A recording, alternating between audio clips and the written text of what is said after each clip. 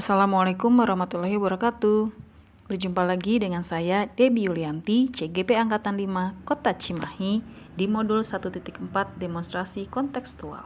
Terkait materi dan konsep budaya positif dapat dilihat dari mind map berikut ini. Adapun tujuan dari budaya positif adalah untuk menciptakan lingkungan positif agar mendukung murid menjadi pribadi yang merdeka, bahagia, mandiri, dan bertanggung jawab, sesuai filosofi Ki Hajar Dewantara.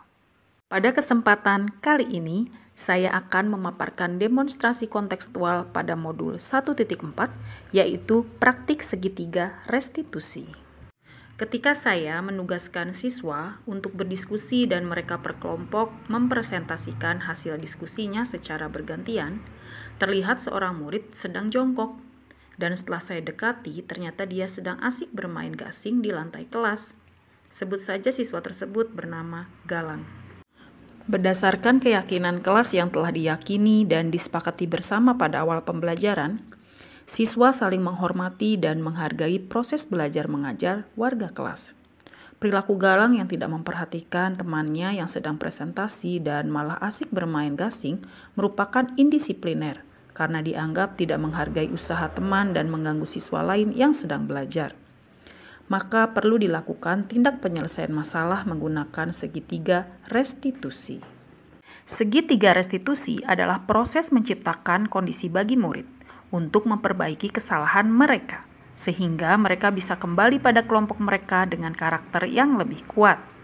Terdapat 3 langkah dalam segitiga restitusi ini, yaitu 1. Menstabilkan identitas, 2. Validasi tindakan yang salah, 3. Menanyakan keyakinan.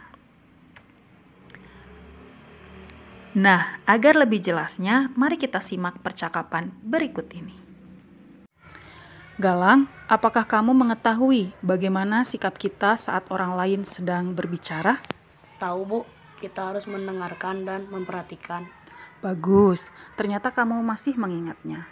Tapi tadi Ibu lihat Galang sedang asik bermain gasing saat teman Galang sedang presentasi. Mengapa hal itu bisa terjadi, Nak? Maaf, Bu, tadi saya jenuh dan teringat kalau saya membawa mainan gasing, jadi saya memainkannya di lantai. Adakah alasan lainnya, Nak? Sebenarnya saya juga ngantuk, Bu, karena semalam tidur larut malam. Apakah Galang tahu kalau Galang dalam masalah sekarang? Iya, Bu. Baiklah, Ibu di sini bukan untuk mencari siapa yang salah, tapi untuk mencari penyelesaian bersama tentang apa yang bisa kita lakukan untuk memperbaiki situasi ini. Iya, Bu. Galang melakukan itu pasti punya alasan, karena seru bermain gasing sehingga bisa menghilangkan kejenuhan dan rasa kantuk di kelas. Ibu tadi lihat kamu nampak senang melakukannya karena kamu merasa tidak jenuh lagi. Akan tetapi, yang Galang lakukan itu merugikan orang lain, Nak, karena teman-temanmu sedang belajar. Mereka fokus menyimak presentasi dari teman-temannya, sehingga mereka merasa terganggu dengan bunyi gasing kamu. Iya, Bu. Baiklah, Nak, sekarang kita bicara tentang keyakinan kelas. Ada nilai-nilai kebajikan yang kita telah sepakati bersama. Nilai manakah yang belum Galang tunjukkan pada masalah ini, Nak? Kita harus saling menghormati dan menghargai, Bu. Benar sekali. Galang tahu alasannya mengapa? Iya, Bu. Saya setelah mengabaikan teman saya sedang mempresentasi dengan bermain gasing tadi, berarti saya belum menerapkan keyakinan kelas kita. Iya, Nak. Ibu tahu kamu mendapatkan rasa senang saat bermain gasing.